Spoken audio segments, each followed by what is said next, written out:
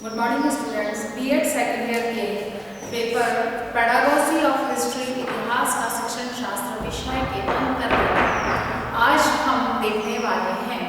अभी तक जो है हम लोग इतिहास में अधिगम संसाधनों के बारे में अध्ययन कर रहे थे, तो अब तक हम लोगों ने पाठ्य पुस्तक के बारे में पढ़ लिया, हमने पुस्तकालय के बारे में पढ़ लिया, हमने संग्रहालय के बारे में पढ़ लिया।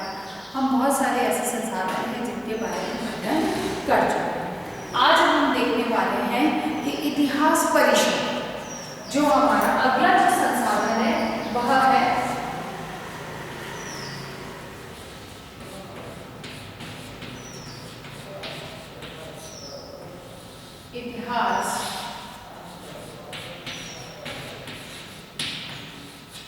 इतिहास परिषद। ये इतिहास परिषद क्या है? जैसे कि कोई एक क्लब, जिस तरह से हम कह सकते हैं, या हम समझने के लिए इसे हम कह सकते हैं कि ये एक क्लब होता है। ये परिषद क्या करती है? यहाँ पर सबसे पहली चीज, इस परिषद को क्या होता है इसको समझाने से पहले मैं एक बात स्पष्ट करूं कि भारत में इसकी कल्पना, जो कि इतिहास एक वह विषय था जो एक नीरस विषय के रूप में सभी लोग उसे एक नीरस विषय मानते थे, और इसी वजह से उस विषय का महत्व या रुचि लोगों की उसमें समाप्त होती जा रही है। इसी चीज को इतिहासकारों ने महसूस किया, अनुभव किया, और उन्होंने इतिहास को पुनर्जीवित करने के लिए, यानी कि इतिहास में लोगों की रुचि उत्पन्न करने के लिए उन्होंने विभिन्न प्रकार के प्रयास करने पर बल दिया।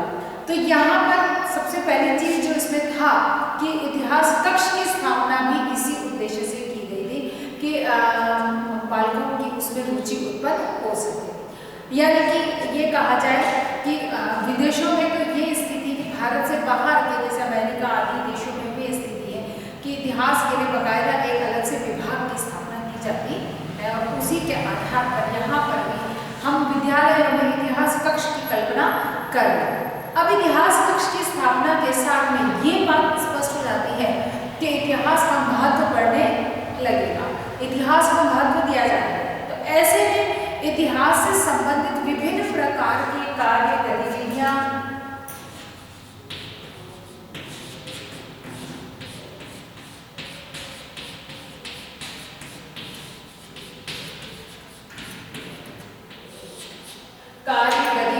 आदि जो विभिन्न प्रकार की हैं, इन सबको करने के लिए कुछ लोगों का एक समूह बनना बहुत अनिवार्य है।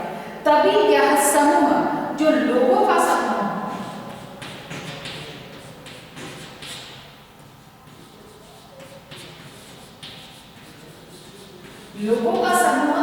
समूह है जो क्रियाशील समूह है। ये समूह कौन सा है?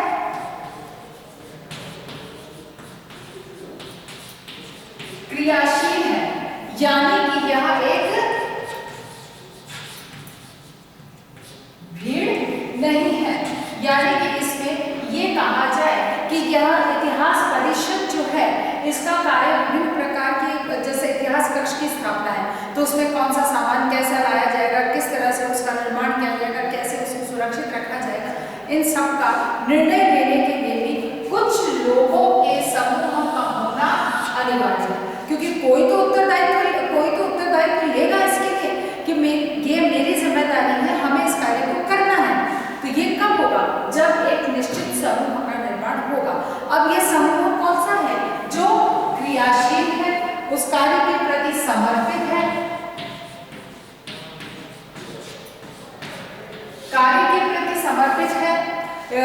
दूसरों को अभिप्रेरणा देने वाला है, ठीक है ना, यानी कि मोटिवेशन देता हो। कहने का मतलब कि किसी भी तरह से स्वयं भी निरंतर रूप से उस क्षेत्र से संबंधित जिस विषय को लेकर इस समूह का गठन किया गया है, जिस उद्देश्य को लेकर समूह का गठन किया गया है, उस उद्देश्य की प्राप्ति के लिए विभिन्न प्रकार की क्रिया गतिविधियां आदि का होना अनिवार्य है। और इसके लिए यह इस समूह के सदस्य हैं, उनका सभी का सक्रिय होना अनिवार्य, समर्पित है। यानी कि इसमें ये कि वो उसको करने के लिए समर्पित हो, ऐसा नहीं कि वहाँ ठीक है हो जाएगा कर लेंगे, मैं नहीं तो वो कर रहा है, ऐसा नहीं। सभी समर्पित और दूसरों को भी अभिप्रेरित करेंगे। ऐसे बहुत सारे हैं कि इस समूह का क्रियाशील होना बहुत अनिवार्य। जब ये समूह क्रियाशील होता है तो इसका मतलब वो किसी कार्य को लेकर जुड़ा है, भीड़ नहीं है, क्योंकि भीड़ निरुद्देश्य होती है। जो लोगों का समूह निरुद्देश्य होता है उसे हम भीड़ कहते हैं। यानी कि भीड़ क्या है? निरुद्देश्य लोगों का समूह।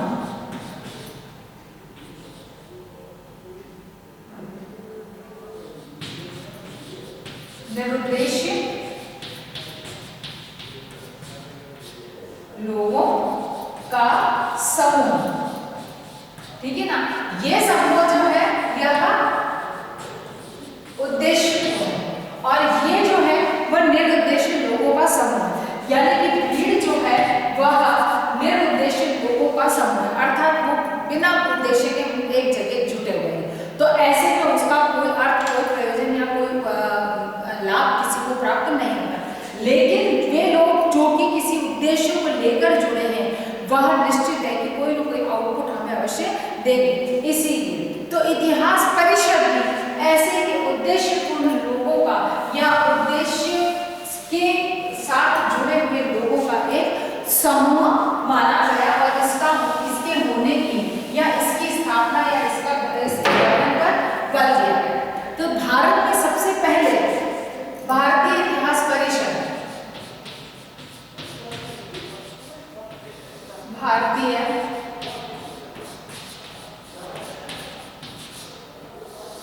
इतिहास परिषद की सर्वप्रथम स्थापना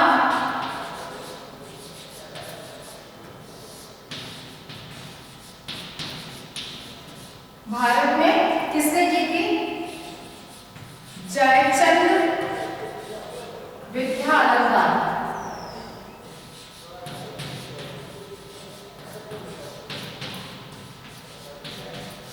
ठीक है ना। भारतीय इतिहास परिषद की सर्वप्रथम भारत में स्थापना, सर्वप्रथम भारत में स्थापना इसकी किसने की है? भारत में जयचंद्र विद्यालंकार ने इसकी स्थापना करी और इन्होंने इस बात के लिए स्पष्ट किया कि जो इतिहास परिषद का गठन किया जाएगा उसका कार्य क्या है कि वो इतिहास मतलब उनका जो मानना था या उनकी विचारधारा थी उसके अनुसार क्या था? इतिहास से संबंधित अनुसंधान,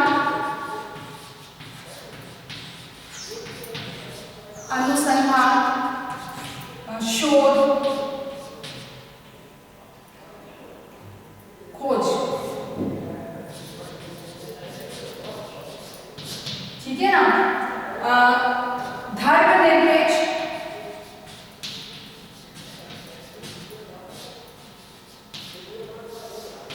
धर्मनिरपेक्ष एवं वैज्ञानिक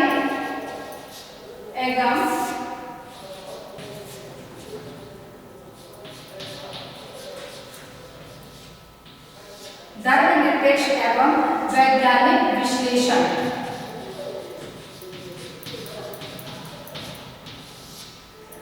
विश्लेषण प्रस्तुत करना, ठीक है ना।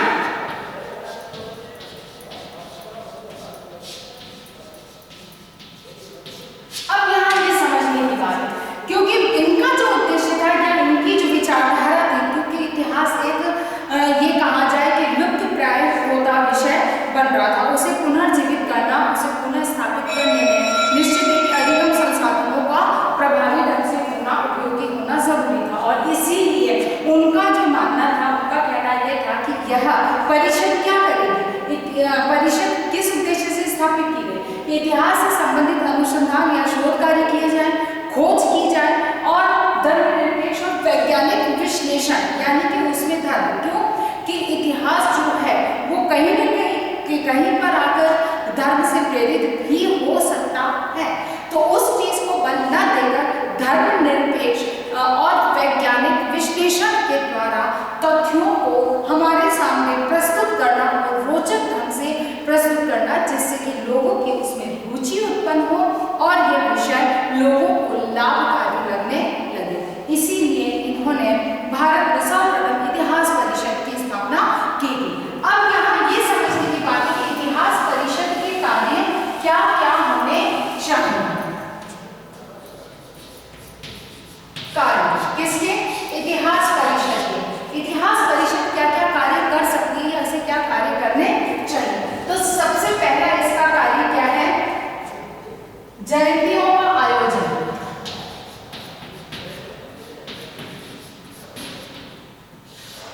जयंतियों का आयोजन, यानी कि विभिन्न महापुरुषों की जयंतियों के आयोजन पर बल देना, यानी कि ये इसकी व्यवस्थाएं करें कि भाई जैसे गांधी जयंती आने वाली है तो इतिहास परिषद का उत्तरदायित्व है कि वो गांधी जयंती के मनाने के लिए किस तरह से एक रोचक कार्यक्रम की रूपरेखा तैयार करें और सभी को उसके अंदर सम्मिलित करें। तो इसके लिए आवश्यक है कि जैसे हम गांधी जयंती मनाना चाहते हैं तो निश्चित है कि कुछ लोगों को उसका उत्तरदायित्व उठाना होगा, या यूँ कहा जाए कि उसको अपने संयोजन में उसे संपन्न कराना होगा। तो उसके लिए ये इतिहास परिषद इस दायित्व को उठा सकता है। इसीलिए इतिहास परिषद का कार्य है कि विभिन्न महापुरुषों की जयंतियों का आयोजन किया जाए। फिर बात में है विभिन्न कार्यक्रम,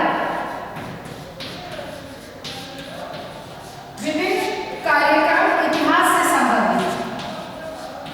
अब वो कौन कौन से होंगे ये विभिन्न कार्यक्रम? ये विभिन्न कार्यक्रम होंगे जैसे वाद विवाद, फिर है पर्व या उत्सव, ठीक है, फिर है काव्य गोष्ठी, यानी कि ये चीज समझने की बात है कि विभिन्न प्रकार के कार्यक्रम कौन कौन से हो सकते हैं। जैसे विभिन्न प्रकार के सांस्कृतिक कार्यक्रम हो सकते हैं, नाटक, विभिन्न प्रकार के कार्यक्रम जिनमें कि हम कह सकते हैं कि वाद विवाद, पर्व, जयंती, उत्सव, काव्य गोष्ठी आदि का आयोजन करवाया जाए, जिससे कि लोगों को इतिहास के बारे में जानने का अवसर मिले। वाद विवाद के माध्यम से जैसे महाराणा प्रताप की किसी भी विषय को लेकर एक कि उनकी तात्कालिक व्यवस्थाओं का समाज पर क्या प्रभाव पड़ा उसको लेकर, या वर्तमान में कहा जाए कि स्वतंत्रता आंदोलन के समय या उसके बाद कोई भी एक टॉपिक इस तरह का चुनकर और वाद विवाद कराया जा सकता है, यानी कि एक वाद विवाद या विचार गोष्ठी का आयोजन करके और इतिहास के प्रति लोगों को जागरूक किया जा सकता है। पर्व, जयंती, उत्सव आदि का आयोजन, क्योंकि विभिन्न प्रकार के ऐसे पर्व हैं जिनके धर्म निरपेक्ष आयोजन हो सकते हैं, उनका आयोजन वहाँ पर करवाया जाए। उसके बाद जो हो सकता है इसका कार्य है वह है पैनल चर्चा,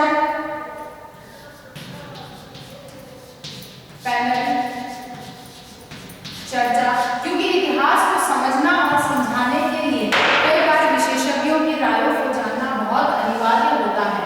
उसको एक रोचक रूप प्रदान करने के लिए विशेषज्ञों के विचारों को जानना आवश्यक होता है, उनके डिस्कशन को समझना अनिवार्य होता है। उसी उद्देश्य से पैनल चर्चा का आयोजन किया जा सकता है। फिर पत्रवाचन, किसी भी प्रकरण के टॉपिक के ऊपर कुछ विशेषज्ञों की राय ली जा सकती है। उसके बाद में है नाटक, नाटक का आयोजन किया जा सकता है जिसमें कि ऐतिहासिक जो मुद्दे हैं उन पर या ऐतिहासिक पात्रों के बारे में जानकारी दी जा सकती है। फिर प्रदर्शनी, ऐतिहासिक प्रदर्शनी है ना, ऐतिहासिक प्रदर्शनी यानी कि इतिहास के विभिन्न तथ्यों को प्रदर्शित करती प्रदर्शनी का आयोजन किया जा सकता है, जिसमें कि जैसे हम कहें कि स्वतंत्रता आंदोलन से संबंधित विभिन्न आंदोलन या घटनाएं घटित हुई, उनके चित्रों की प्रदर्शनी के माध्यम से बालक उसके विषय में बहुत कुछ जान सकता है। जैसे रविंद्रनाथ टैगोर के जन्म शताब्दी के ऊपर ये कहा है कि एक जो था टैगोर यात्रा करके एक पूरी ट्रेन निकाली गई थी, जिसमें कि टैगोर के जीवन, उनके कृतियों को वहाँ पर प्रदर्शित किया गया था। तो ये क्या था कि उनके कार्यों को उसकी प्रदर्शनी लगाई गई थी। तो ये चीज इस तरह से प्रदर्शनी लगाई जाए। फिर प्रयोजनाओं का आयोजन किया जाए, यानी कि प्रोजेक्ट बच्चों को दिए जा सकते हैं कि जैसे किसी भी इतिहास को समझने के लिए हमको कोई प्रोजेक्ट बालक को देना है, तो वो प्रोजेक्ट क्या हो सकता है, उसके संसाधन कहाँ से जुटाए जा सकते हैं, किस तरह से इस कार्य को पूर्ण करना है, तो इसकी समस्त व्यवस्था ये परिषद कर सकती है। फिर वार्ताएं, वार्ता, निश्चित है कि वार्ताओं का आयोजन होगा जिससे कि हमको इतिहास की जानकारी प्राप्त होगी। फिर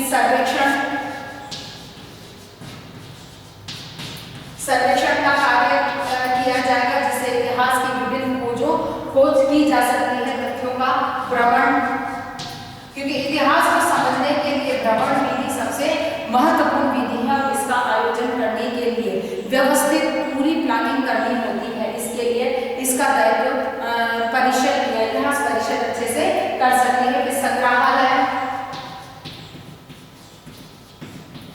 संग्रहालय में क्या सामान कैसे रखा जाएगा, किस तरह से सुरक्षित रखा जाएगा, इन सब के लिए भी इतिहास परिषद महत्वपूर्ण योगदान देती है। और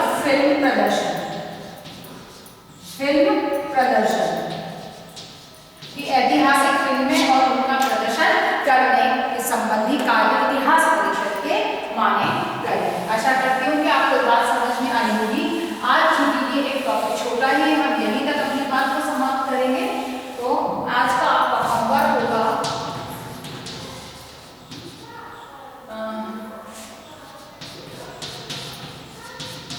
इतिहास अधिगम में इतिहास परिषद